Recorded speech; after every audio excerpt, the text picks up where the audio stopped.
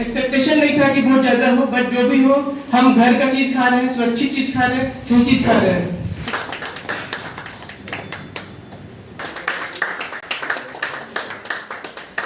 National coalition for natural farming विषय पर 2 दिवसीय कार्यशाला का समापन बुधवार को किया गया।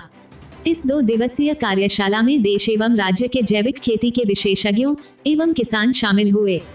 इस 2 दिवसीय कार्यशाला में विशेषज्ञों ने अपने अनुभव साझा करते हुए कहा कि नेचुरल फार्मिंग से प्रत्येक व्यक्ति स्वस्थ जीवन जी सकता है। हमें नेचुरल फार्मिंग को बढ़ाने की दिशा में कार्य करना चाहिए। नेचुरल फार्मिंग से जुड़कर युवा, महिला समेत प्रत्येक वर्ग अच्छी आमदनी कमा सकते हैं। मौके पर विशेषज्ञों ने और किसानों ने अपने अनुभव साझा किया।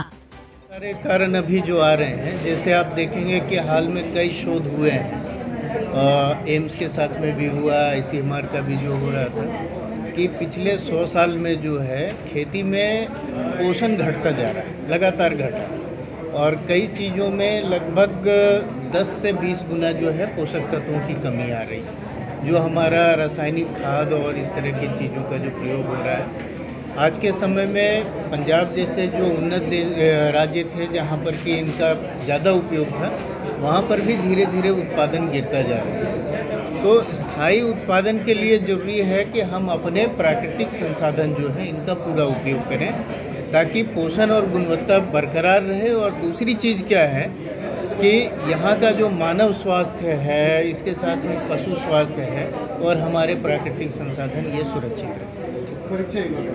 मेरा नाम कृष्णकांत है और मैं गिरिडीह से अभिव्यक्ति। बचत होगा।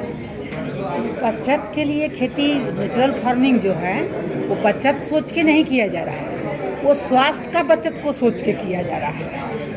हम बहुत उपजा लिए और खा लिए, बीमार हो गए, शरीर कमज़ोर हो गया और फिर जो बचा पैसा था वो डॉक्टर को दे दिए। फ़ायदा क्या हुआ? तो अगर हम कम ही उपजाएंगे और अच्छा चीज़ खाएंगे तो स्वस्थ रहेंगे। कल का सेशन में एक किसान बोल रहा था कि जब से हम नेचुरल फार्मिंग कर रहे हैं तो हमारा बीमारी कम हो गया। लोग बोलता है कि यूरिक एसिड बढ़ गया, वो जो आदमी बोल रहा था वही दोहरा रहे हैं हम कि यूरिक एसिड क्यों बढ़ा, उतना यूरिया खा लिए हम। तो अगर यूरिया नहीं खाएंगे तो हमारा स्वास्थ्य ठीक रहेगा, बीमारी नहीं आएगी। इसलिए लाभ सोच के इसको किया नहीं जा रहा है। जी, मैं मीरा सिंह, महिला मंडल संस्था चतरा से। नेचुरल फार्मिंग का ऊपर जो कमर्शियल शुरू हुआ, इतना समझ में आया कि जो खेती चल रहा है ये बहुत दिन चलने वाला नहीं है। किसी का लाभ में नहीं हो रहा है, ना हमारा ज़मीन का लाभ हो रहा है, ना हमारे संसाधन का लाभ हो रहा है, ना फार्मर को लाभ हो रहा है, ना जो खाते हैं उनको लाभ हो रहा है, किसी का लाभ नहीं हो रहा है। ये निकल के आया कि हमको सबको मिलके एक मुहिम छेड़ना चाहिए जो पूरा झारखंड में जो मोटा मोटी नेचुरल खेती का धरोहर बोल सकते हैं, इसको हमको रिवाइव करना है और हम कर सकते हैं जो सबका भलाई में कोशिश होगा। एंड इसमें सबका सहयोग का जरूरत है। एंड सबका सहयोग कैसे लेके आगे जाएंगे उसमें एक रास्ता दिखाई दिया हमको।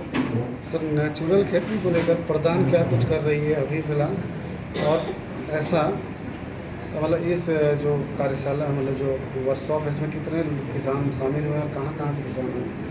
ये प्रधान का कर्मशाला नहीं था, इसलिए ये हम कोशिश किए कि खेती में जो लोग जुड़े हुए हैं, जो CSO जुड़े हुए हैं, प्रधान और इससे 30 से ज़्यादा CSO लोग आए थे यहाँ। और किसान लोग को हम बुलाए थे, सबको तो नहीं बुलाए थे, हम कुछ किसान लोग को बुलाए थे जिसका इस नेचुरल फार्मिंग में काफ़ी अनुभव है, उनका अपना समझ को साझा करने के लिए। तो बहुत ज़्यादा जुड़े इस में नहीं आया, बट हम लोग कोशिश कर रहे हैं कि अगला 5-7 साल में कम से कम 10-20 लाख का फार्मर पहुँचेंगे इस खेती को लेते हुए। कैमरा के लिए सर एक बार परिचय बता दीजिए। मेरा नाम है नित्यानंद, मैं प्रधान में काम करता हूँ। प्रधान में 30 साल हो गए जुड़ा हूँ और ये जो प्राकृतिक खेती को आगे लेने के लिए मैं कोशिश करता हूँ। इसके साथ साथ ये जो national coalition for natural farming चल रहा है, वो कोalition का मैं मेंबर हूँ। गलतफहमी है कि नेचुरल फार्मिंग जो होता है उसमें कम उपजाऊ होता है।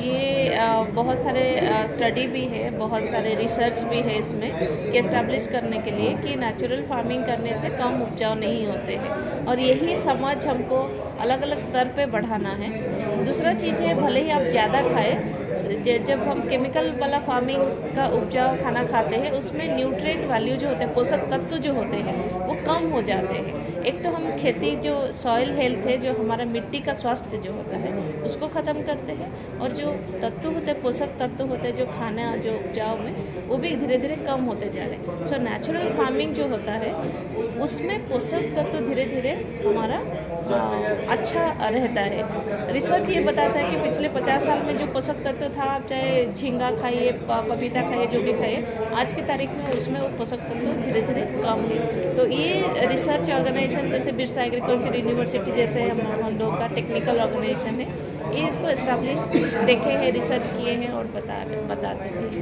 तो कैमरा घंटा चल रहा है। मेरा नाम सस्मिता है और मैं ये नेचुरल फार्मिंग जो कोalition है उसमें जुड़ी हूँ। Thank you.